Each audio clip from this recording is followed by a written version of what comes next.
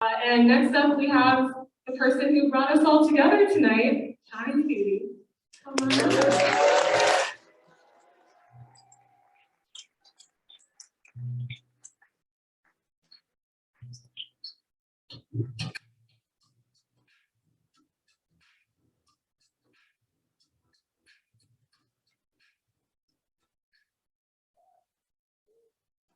All right. Hi, everyone. Thank you so much for coming tonight. And I am sending hugs and kisses to everyone online. Thank you so much for being here and a part of this. So this speech felt like an impossible task for me. First of all, I have no desire to stand up here by myself for 30 minutes, as has been precedent by everyone else. Trying not to trip on my words, trying not to choke on my spit, or any of the other daily realities that have shifted during my treatment. And that pales in comparison to trying the monumental task of thanking every person that has given me or given us a lifeline during these critical moments in the past year and a half, and truly a moment of crisis. So I knew I had to try, because that love and support has been literally everything to us, everything. I would also like to lay out a disclaimer that it is entirely possible and probable even that I have forgotten some well-due gratitude.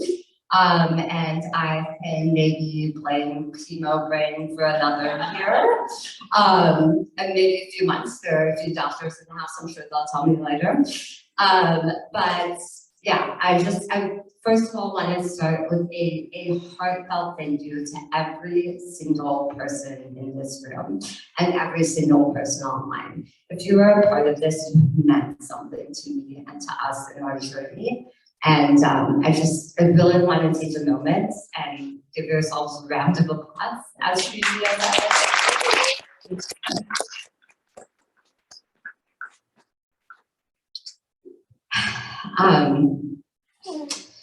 And so, again, sometimes it was a moment of kindness in the really dark hours. Sometimes it was literally staying up on the phone with us, or letting us call you at 2 in the morning, or just walking us through treatment, or in my sister's case, actually flying back to take care of dad when I had mom. Or as both of them referenced, our for life and table, if you will, and one day just snapped in half. And all of a sudden, me and dad were in some really tough spaces. And Krishna and mom just, snapped into action. I have just never, I don't know how to describe it. It's kind of like adrenaline that just takes you over. And it is so hard to be sitting there watching someone you love suffering and about to go through something that you're so scared about and not be able to do anything about it. And so, in that sense, Dad and I sent our proxies to each other to care for each other when we couldn't be there by each other's side. And that was hard. That was really, really hard. And also, I'm just so grateful, because in those moments, this was unimaginable. It never felt like we would be able to get to something like this.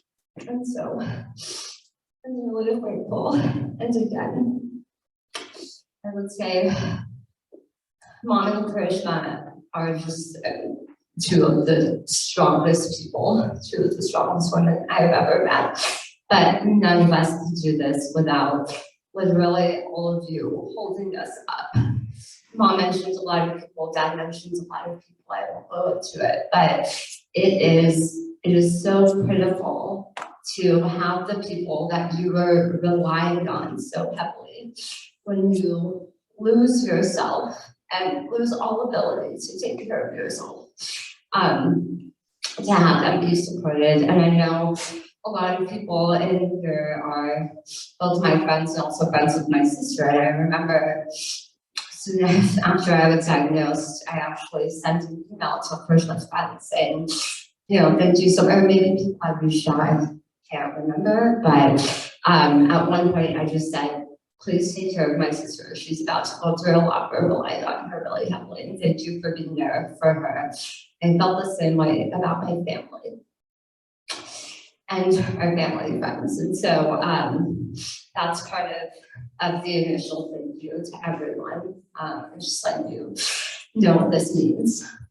I know it looks like I have a well-written speech, and actually it's just points and names so I don't forget. So I'm just going to talk through, as well as I can remember, kind of chronologically what happened, and try and meet people along the way. So it really started with the diagnosis. We obviously had no idea what was coming. I have been to several doctors, dentists, healers, you name it. Mom talks about that. And it was quite a long journey to get to what ultimately was the diagnosis. You know, we talked about this, the questions I would always get when I was a teenager, something going on in my mouth. It was always, you're not a smoker, right? And you have no family history. And so it's probably not cancer, it must be something else. And so we were just so unprepared for something like this. But again, as I mentioned, once we suggested by that point that I had a biopsy, I am very grateful no one warned me that a tongue biopsy meant that they sliced it as sliver of your tongue off, because that would have avoided it for another symptom. So ignorance was bliss in that moment. But once we had that diagnosis, once I had that diagnosis, everything kind of flipped. The world turned upside down.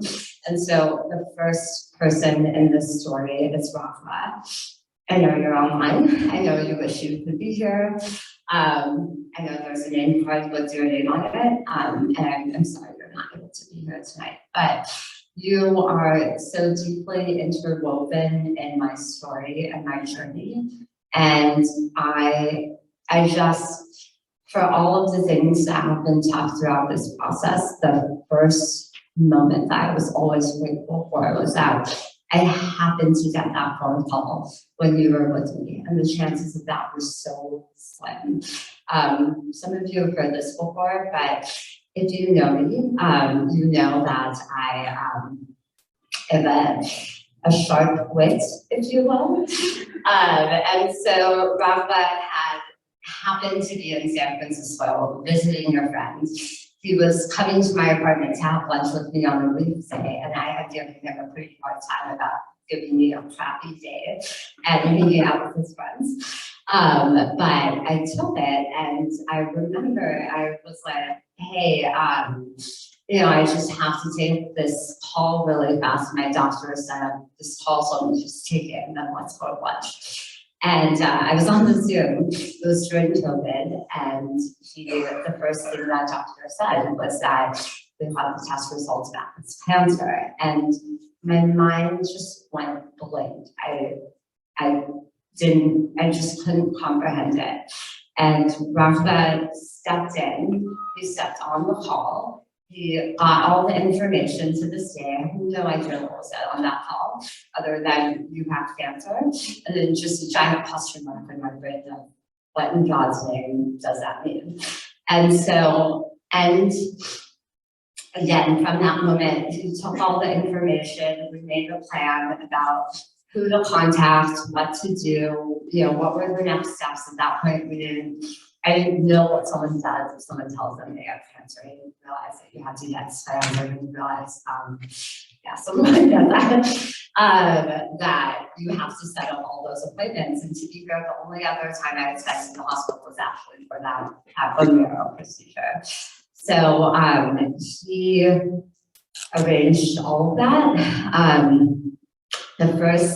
Before even telling my family, the first two messages I sent were to Bunsry, and then to Normisha, a more refined message. Bunsry just thought it's cancer. I had no idea what I was talking about. Normisha thought a slightly better message of, hey, I just got some biopsy results back, and it's cancer, can we talk? And both of them, I mean, are sisters to me, and just showed up, got on the phone, got all the information, and from that moment, both of them have linked arms with me every single step of the way, helping me navigate this insanity and a really long journey that keeps changing. I think one thing that I've always talked about is that it kept feeling like the whole post-PETS movie. It kept feeling like I was supposed to get this one thing done and then it would end, and then I was supposed to do something else and it would end. And that part has been really, really challenging. But to be able to do that with two of the people that you love and trust more by your side, looking out for you every step of the way, is incredible. So I was really grateful for that. After which I knew I had to tell my family. And it is the worst feeling in the world to know that you're about to make a phone call and break someone's heart that loves you so much. And I would never wish that on anyone. And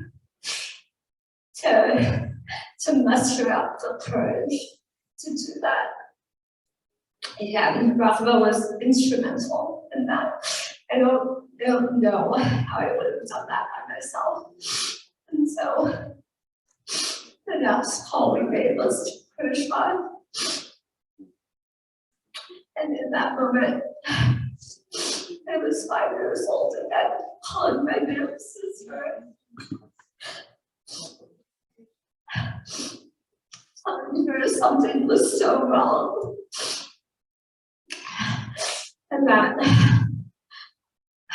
something was going to happen. I wasn't sure what I was about to face. And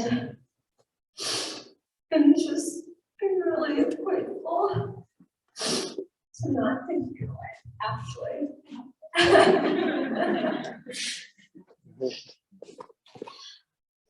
I'm just so grateful, especially in that moment, to not be an only child. It was just so hard.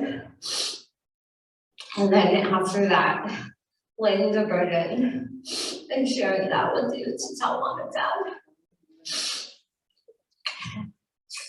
And there was a lot of stuff that I had forgotten, but I remember that day very clearly.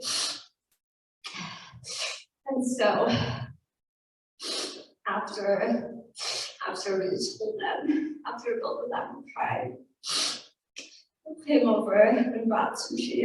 And we just talked and we just laid out a plan.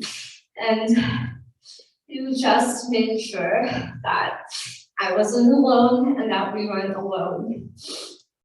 And it was just, it's a really beautiful moment. So after that, again, we set up my scans. I figured out what a PET scan was for the first time in my life. We had a doctor and Rafa just handled all of that. And I would say it was almost as if I was driving my own car of my life, And all of a sudden, something just hit me in the face and we took the wheel for as long as it took me to get things back on track. And I will forever be grateful for that. So I don't know what I would have done without that. So after that, I knew that there were some plans to put into place. Mom was right. I was pretty meticulous about my planning once we had a sense of what the scope was and when the surgery might happen. The first thing, as anyone can imagine, if you've started a new job is, oh my God, how am I going to tell my employer? This is awful. And for that, Tara, I'm so grateful. Tara was my manager at the time. I don't think that there is a book written yet about what to do when your new employee tells you she has cancer. I don't think it exists. I absolutely think you should write it. And it was just, I mean, again, every sense you have of stability just takes a hit. And to be able to trust someone with that information in that moment is so helpful, because in some sense, logic just doesn't work sometimes. And, you know, I, of course, was terrified about losing my job. I was terrified about someone thinking that I had hidden some sort of diagnosis or tricked someone into hiring me. And Sarah and Melissa at that time, who was my coworker best friend, and who I miss every day at January, were both just really poor in allowing me the space and stability and letting me know that that was handled, to then focus on the rest of my treatment. And again, in those moments, I was just so scared about losing my security and becoming a liability on my parents and people, my entire family, who I knew would move heaven and earth to make everything happen. Then to be able to take care of myself and take that burden off, that was really important. So thank you for that. And then finally, Mom mentioned both of these people, but once I knew I was about to go into surgery, I didn't have a sense of what I would be up against in terms of managing my life and managing my bills and managing, you know, my disability and everything else that was coming my way. And again, it's these moments of faith where I just had an instinct about who to ask and who to rely on. The moment where I was about to be broken down again and again. And the first call I made was to Shanehi. I had a ticket booked to go to my cousin's wedding for brother-in-law, and I had to make the decision of whether or not to attend that wedding right before my surgery. It was during COVID. I was nervous about that impacting, if I got COVID, that moving back my surgery date, etc. And I needed to have someone help me make that decision. I wasn't in a place where I was ready to share it with my family yet. And I called Neha and I trusted her for very good reason to help me make that decision. And it was so, again, those moments of just knowing that you can trust someone to handle something and take it off your plate are so important. Again, an important thing in my journey. And Neha, I'm so grateful. And then the next thing I asked her was to handle getting my refund back from the airline. Clearly, this runs in the family, but everyone's stressed about that. And so I was like, the last thing I want to do right now is bring my ticket back, and let me just see. Let me ask one of the strongest, smartest, spiciest women I know to just get that handled. And true to form, they had got only about those points recovered. I later put her in charge of evaluating my medical bills as they came through. They were all my passwords. And I think once a week they have fought with someone from the insurance company, and won, and always won. And so I was just so grateful to be able to take that off my plate. But more importantly, the responses I always got in those moments were just so beautiful. It wasn't, yeah, okay, I can take care of that, or, I'm not sure if I have the time. It was always, oh my God, thank you so much for giving me something to do. I'm so worried about you. I want to help you out. And at least this is something I can do to make your life easier. And when support and love is given with that level of openness and of generosity, it is life-changing. And so again, I'm just so grateful for that. And the second member of that core administrative team, if you will, my administrative ninjas is what I would call them, is Liz. And Liz, again, was someone where I was like, I have to file for disability. I've never done something like this. This is a government agency. This does not sound like fun to me.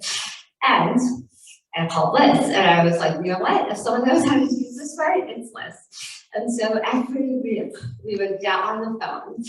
Oftentimes it was stuff I had to do on my own, and Liz would stay on Zoom with me and would just check that I was filling in the right fields, and would just check that I had submitted the right stuff, and everything that I handed off to her, she was just take with so much love and grace. And we were really only supposed to do that for like 2 months, and I think we kept our calls for like 6 months, because every week I would just be like, Liz, my brain doesn't feel like my brain. Can you just help me out? Can you help me think through this? Can you just help me problem solve? And again, Liz and Neha just really, I have my doctor friends, and then I have my administrative friends. And really, you guys have been, just amazing. And I'm so grateful to have you all in my life. And then again, after the diagnosis, after all that was in, to figure out a treatment plan, once reading the Remission, live endlessly, just tirelessly texting on the thread, doing research, figuring out what we're supposed to do, talking to people at the hospital, getting second opinions, talking to each other, just figuring everything out. As Mom mentioned, them two and Robert were all on a WhatsApp thread. I was famous amongst my doctors for always having a friend on speakerphone during every one of my doctor's visits, having them take notes and having them answer and having them ask questions. And this was after I would always go in with a list of questions. And all of my doctors knew this about me at this point, expected it, and actually appreciated it. And so I remember feeling like, how does anyone do this without two doctor best friends that just handle everything for you and ask all the hard questions? And I still don't know the answer to that.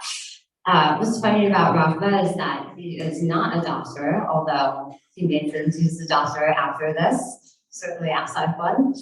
But he, several times on the calls, people would think he was a doctor because of his knowledge and the fact that he was so well researched. And then after that, again, after surgery was over, Mom had been in the hospital by herself.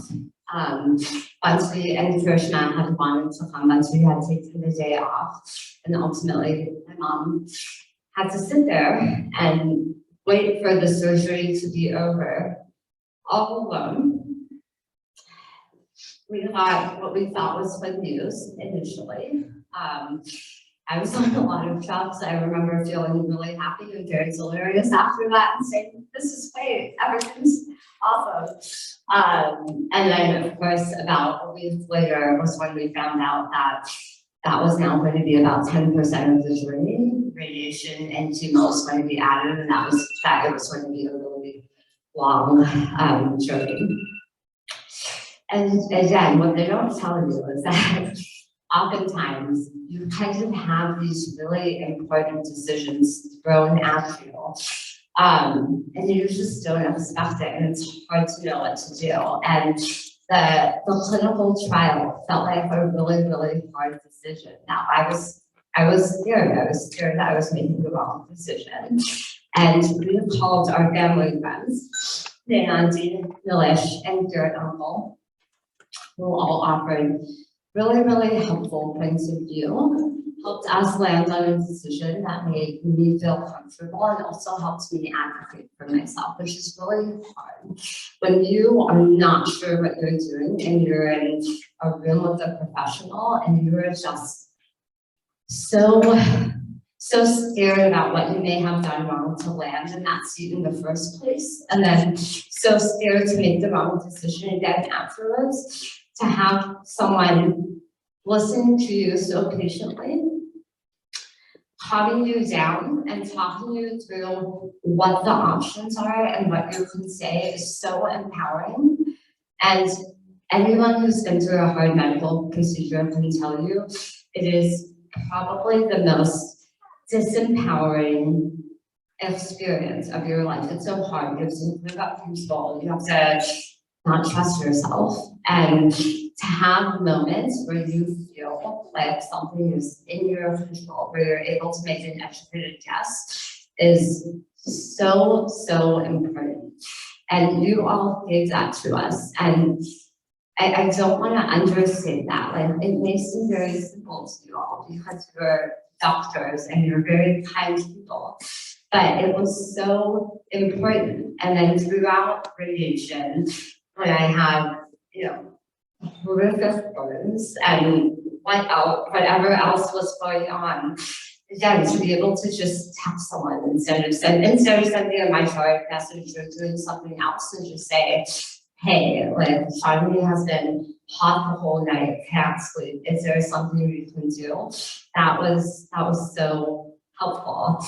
And I always remember, actually, Alyssa and I talking when you were still at Generate, and I was letting you know, I've been talking to a lot of doctors, I have a lot of support, and Alyssa, it was so sweet. You were telling me that was a reflection of who I am and my personality, which I liked, but I was like, honestly, it's not that. These are just people that I sit next to in the food line at our family parties, and they happen to be brilliant doctors that are at the top of their game.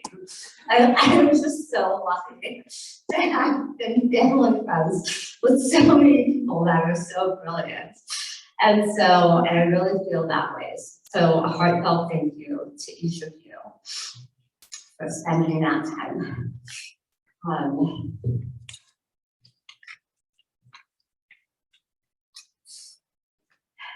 Also during radiation and chemo, my sister arranged for everyone to send letters while I was in treatment. And the point was to look at a letter every day and feel encouraged about what was to come. And I will say, it worked for the first couple of weeks. I would save my letters, I would read one every day. And they were so encouraging. I was so happy. And then by the third week, I couldn't feel it anymore. I was just in so much pain. I just felt so isolated. I felt so hopeless. I felt like all the color was gone in the world. I really didn't know how I would survive it. And it was really hard for stuff to break through. And in those moments, every now and then, a letter would make me feel better. Gail, Chris's mom, actually sent photos of love Shane that I would take with me to my chemo days. And when a lot of other stuff didn't break through, those really did. I felt like I couldn't feel joy, but I felt like I remembered that I had at one point felt joy. And that was the thread of hope I was hanging on to in those moments when there was nothing else there. Also, my friend Noshan wrote a poem. And I know you didn't know this, even though I told you later, but when the letters were working, I don't know what it is about art and art coming from a really authentic and loving place. But I've listened to that poem probably 100 times. Every day I was in the waiting room, I would just listen to it several times. It comforted me. I played it for my parents, it comforted my parents. It was just something that broke through. And I'm so grateful for a lifeline when there was none, or when it felt like there was none. Okay. In the middle of radiation in chemo, my mom mentioned that I had to have a feeding tube put in. What she didn't say was that before I was meant to go into surgery and then radiation, I was told over and over to gain weight before surgery and before radiation because I would lose weight. For those of you who have known me for 10, 20, 30 years, I basically always looked like this. And so I was just like, I don't know what you have plans for my genetics, but I do not believe that I will gain the 50 pounds you think I can gain in 2 years. How did I talk about to be able to endure that? And so again, it was really stressful. And I actually felt like every time, it wasn't intended with any malicious intent, but it almost felt like a threat every time to go and hear about the treatment that I was about to go through, and then hear the results telling me to anyway. It was not fun. And after, by week 3, week 3 of 7, I was just so weak. I remember, and I was like, there's just no possible way that I can make it through this alive if I don't have some other thing that I cannot rely on the food intake, what's intake. And so we went into our doctor's appointment, and I said, I think it's time for my feeding tube. I don't think I can delay it anymore. It's really important. And all of a sudden the script flipped, and it was like, well, we don't think you should have a feeding tube. You may not be able to eat again after that. You may not feel motivated to practice chewing and swallowing and all of that stuff. Again, all of which is really valid. But I was too weak to even advocate for myself. And I will always remember that moment as my mom's mama bear moment. And again, you all met her. She's a pretty mild-mannered woman. She, and certainly in every doctor's appointment, was just sitting there absorbing information, asking questions. I felt concerned mother would. And in that moment, I had never heard my mom say this, but she was like, listen, if she tells you she's going to process eating, she will process eating. You have to put that feeding tube in today. Yes. And that gave me enough strength to just say, yes, it's time now. And even once they ordered that, if you remember, it still took 6 days to get me into the hospital to put that in. And within that time, I was down to 79 pounds when I went to the hospital. And I was not in good shape. And I genuinely feel like if we had even delayed a day longer and that pace would be longer, I don't want to know what would have happened, but I know it wouldn't have been good. And so it was so important for you to be my strength and my advocate when I couldn't. And I relied on you so heavily in those moments. And you shined every time. I've never seen you have to be that fierce when it came to me. And it gave me strength when I had none. So after the feeding tube was in, that was a true low point, actually, of my treatments. I remember I was in the hospital for 5 days. I was so miserable and I was so unhappy. And I remember you coming in and you saying, I have to chop all my hair off, I'm so done. I was just so frustrated, I wanted to control over something. And you just sat there and you bathed me and you did anything I asked you to do. And when you were upon that night, some of the patients, we would talk to each other. There were curtains everywhere, so we could never see each other. There was this one woman that I had known when you were coming in and when you were leaving. And I remember I was telling her it had been really, really hard. Both of us were so frustrated, but we were supporting each other. And I told her how strong my mom was and how grateful I was for her to be there and take care of me. And then after the tube was in, was a whole other journey. It was so difficult. It was so painful. It was hard to get used to. I vomited all the time.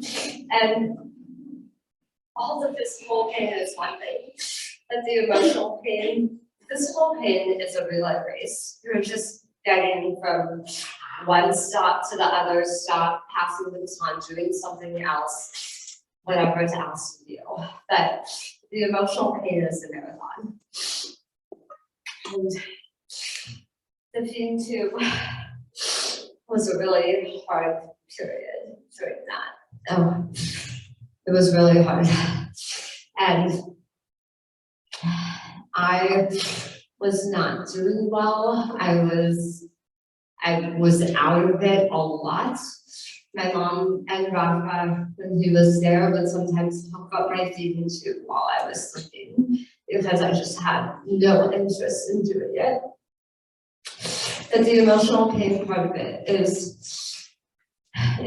really, really hard to not feel like yourself and actually be the worst version, most unrecognizable version of yourself. It is like losing your best friend and just feeling like you were in someone else's body in a foreign land. And that is hard enough. But I was so uncomfortable with showing that to anyone. Because it didn't feel like me. I felt like I didn't have control over it. And my mom has just so graciously put up with everything from that moment. I was so grumpy. I was so angry. I had no interest in anything. I was upset about the room being in the wrong place. Like, I just was like, not me at all. My mom flew up from LA to stay with me and to take care of me during this time. And I would ask her to have the apartment to myself for 2 hours, and she would go downstairs and pray without complaining one time. I asked to have a break for a week, and my mom didn't complain. She just flew home. Grandpa flew in. He does not like it when people vomit in front of him, not that most people would. And he then took over and would, let me vomit, throw it out, let me cry. And my mom let me take that break, not without any complaints, but just for a moment to feel like myself again and not a wounded, weak child. And so that was also really important. And then during that time, my dad's surgery got moved up. And I was terrified in that moment. I didn't know what to do. I felt so awful for not being able to be with you during a really critical time. And of course, my dad never worried about his own health. He was always just worried about mine. My dad, in his most ill-timed comment, so my dad and I actually got our biopsies in the same days. In the same day, neither of us thought we had cancer. So I had told him that we were biopsy buddies. And Dad picked me up from the airport shortly after, told me he had good news for me. And then said, hey, we're going from biopsy buddies to cancer buddies. And I was like, I have to tell you what the news is, because it's not. That's true. But we both managed our journeys with the support of our family and friends. And then I was so scared to lose Mom in that moment, because Mom and I had a rhythm, and I was so reliant on her. And I didn't know what to do. I used to try to solve a problem and then offer a solution. But in that moment, I felt so defeated. And then the day after, or 2 days later, Krishna let me know she was going to go down. And everything was handled. And my dad was so happy. You would not believe that he is going through a cancer treatment. He was just like, my daughter's here. She's taking such good care of me. I have nothing. I have lost it. This is amazing.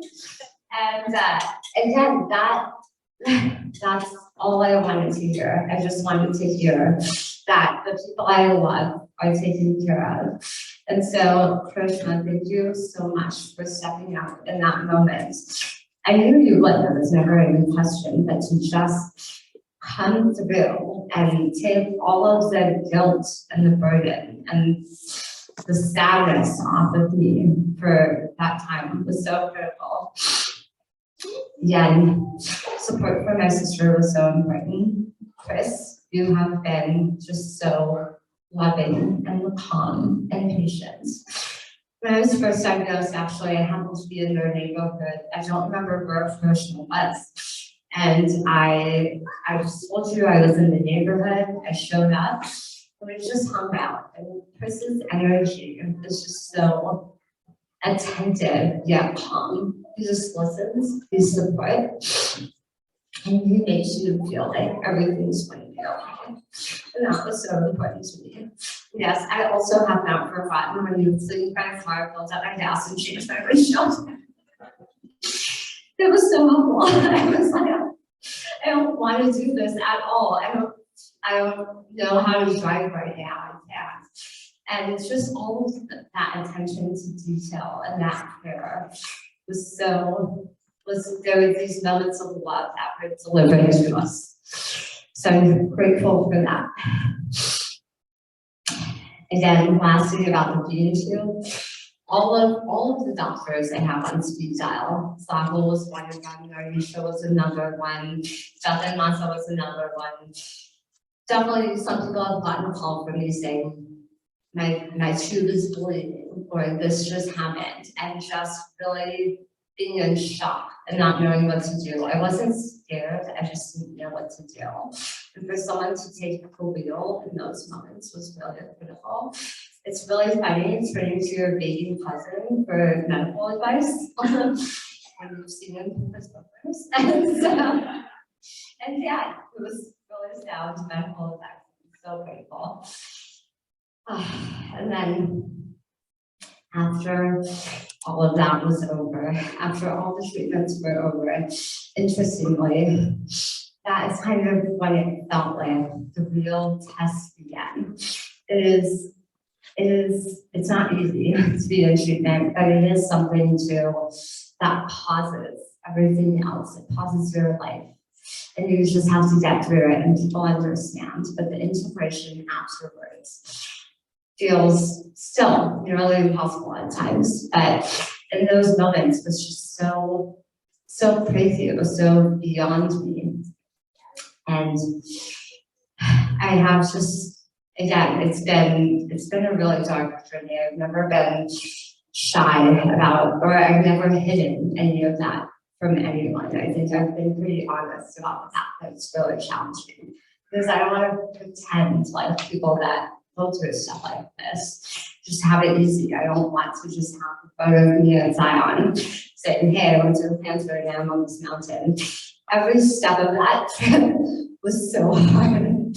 Every single step, I quit 6 to 8 times. And this entire process has been so similar. There have been so many moments where I just was not, I truly did not know how we would make it. But there are all these moments with friends and family members where when I wasn't in the dark pit and disconnected, and when I was able to be a little bit more receptive, and when I was able to step into the sunshine, people would be there with open arms, taking me one step of the way, and just showering love in any of the ways that they could. Everything from Shilpa taking me to my pet stand, I think you're on the call, and it was my first pet stand. I had no idea what to expect. I was nervous. I thought it would be a half an hour. I had no idea why. It took a really long time. So I felt really stressed about how long I had made Shilpa wait. And Shilpa, after 3 hours, just being able to smile. She had bought me flowers. She got me a cupcake. She was took me home and made me food. And she was so loving. And just giving with open arms. And similarly, when someone had to pick my mom up from the airport, she showed up, and that was what that group that my mom talked about was meant to do. It was my mom is giving up her whole life and her comfort in her home to come into my home in a city where she is terrified of all the drivers for very good reason. Where it's not her position, it's not a place that she knows really well, and she's stepping out here.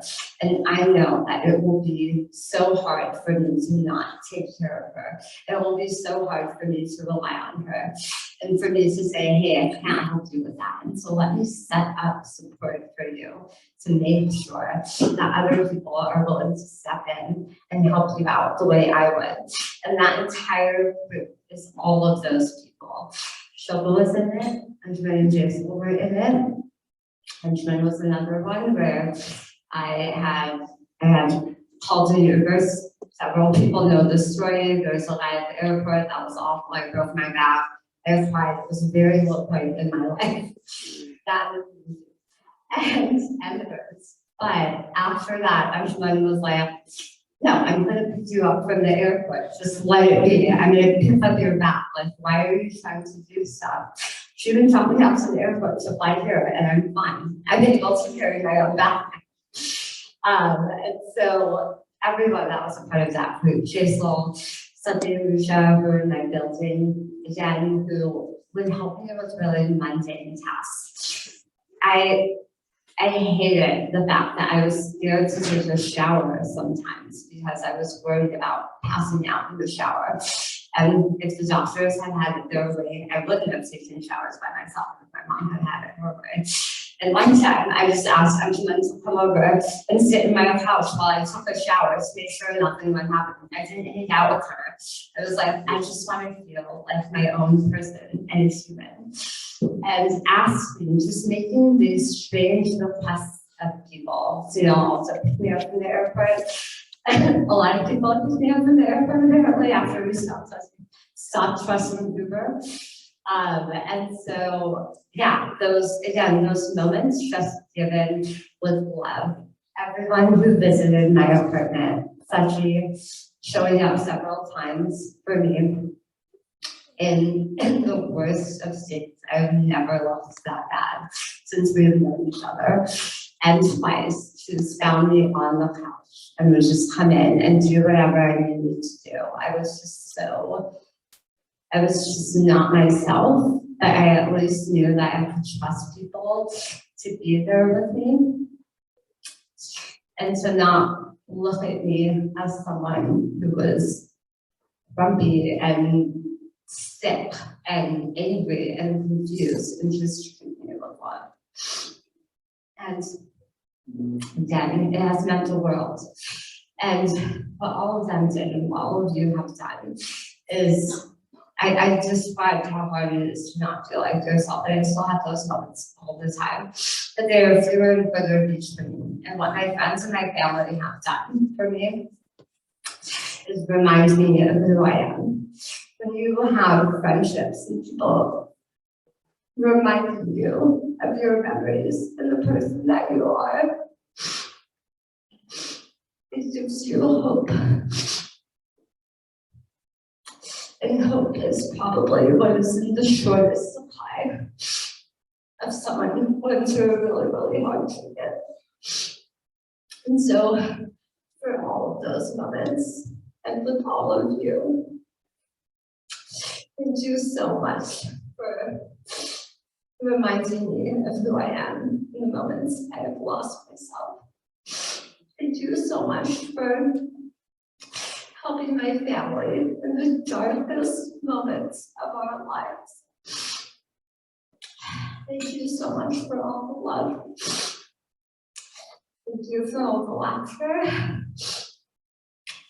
Thank you for visiting from across the country to just sit on my couch and watch movies with me and wander the city with me.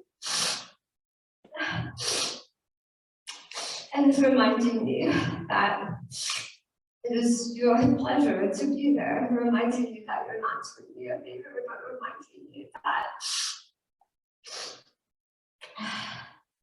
this is a really beautiful memory that we have together, that we will have for the rest of our lives. And so, I'm so grateful for that. The last thank you, the last explicit thank you I will give. In addition to, again, all of my family members who've never said no to any request I've ever given or any request my parents have given. Oh, and in addition to all of my aunts, all of my massies, mommies, pappies, everyone who tells me I'm pretty on Facebook every time I leave. I get a list of compliments telling me I'm doing great and I'm so pretty. I love all of those.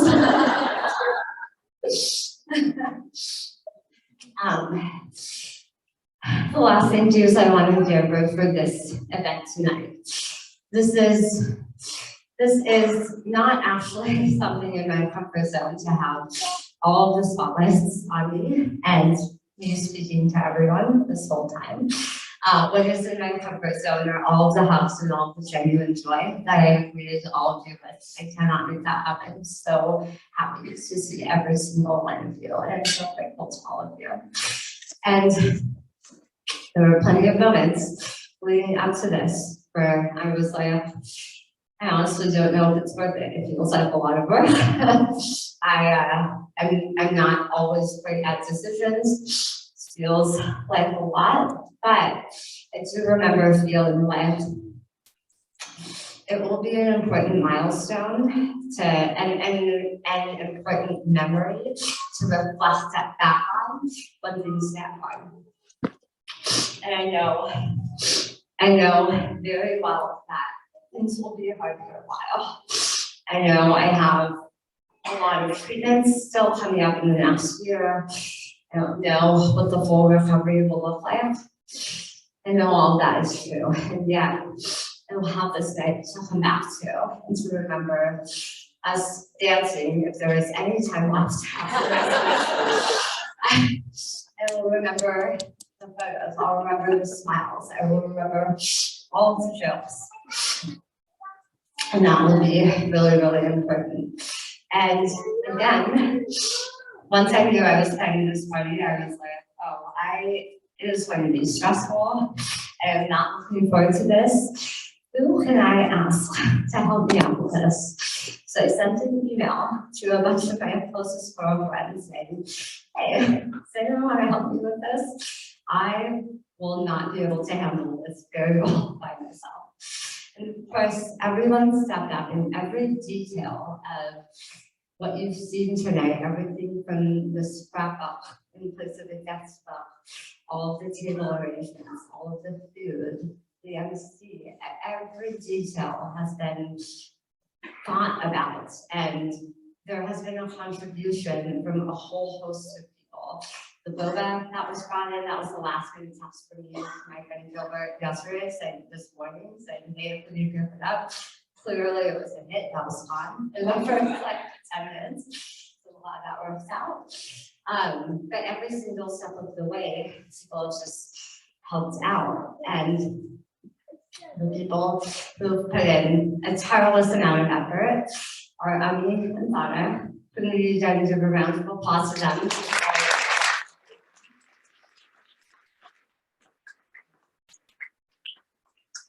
I was so happy to, every time someone said they could help with something, pass them to Ami or Donna and say, hey, Donna will talk to you about their decorations, or Ami, you can handle this. I put Ami's phone number up on the website, if everyone called it. I was so happy to pawn all of that off.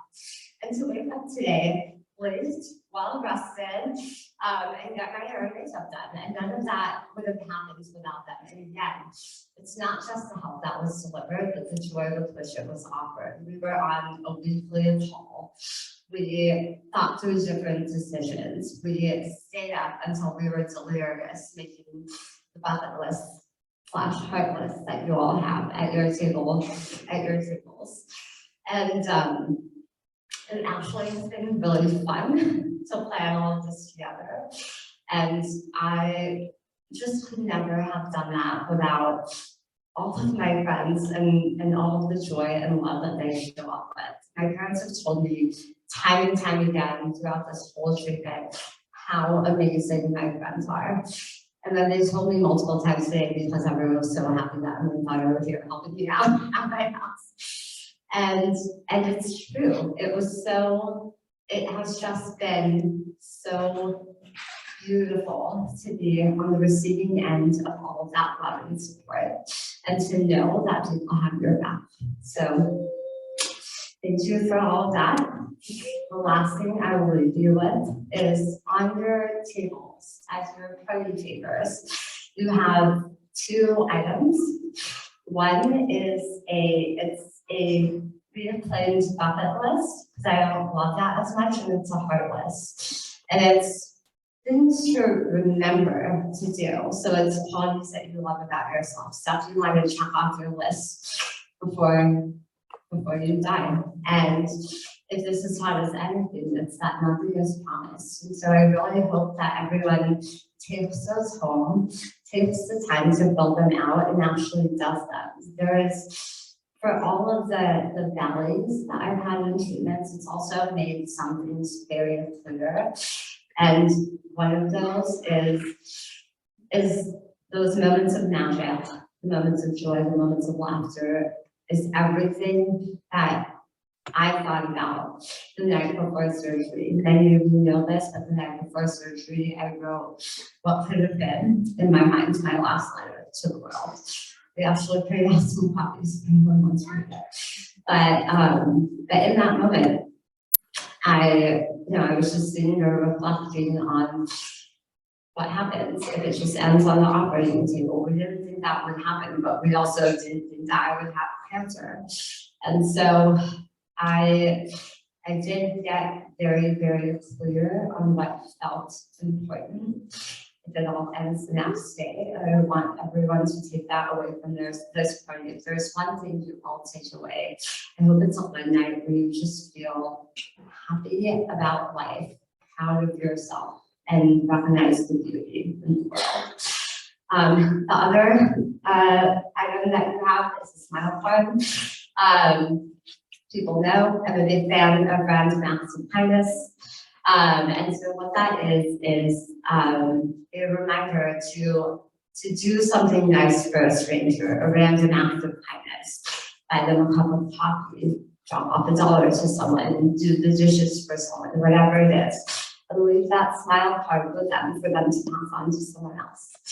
And this is my way of really focusing on what is important, because that's really what it is. It's all about love and kindness and propagating that in the world at the end of the day. So I hope you all take that away from this. Thank you all for being so patient, and thank you all for coming tonight. I love you so much.